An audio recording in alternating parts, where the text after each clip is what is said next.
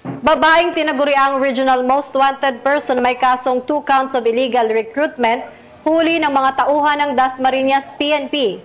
Bahagi ito ng walang humpay na operasyon ng PNP kontra wanted person.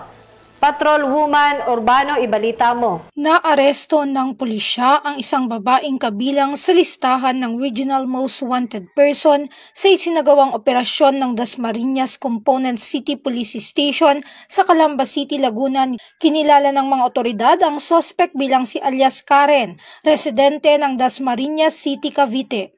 Naaresto ang suspect sa bisa ng warrant of arrest para sa 2 counts of illegal recruitment.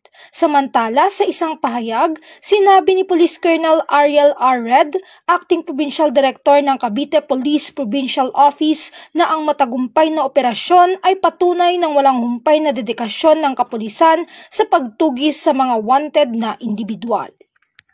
Mula dito sa PRO Calabarzon, ako ang inyong Police News Network Correspondent, Patrol Woman Rizal May T. Urbano, alagad ng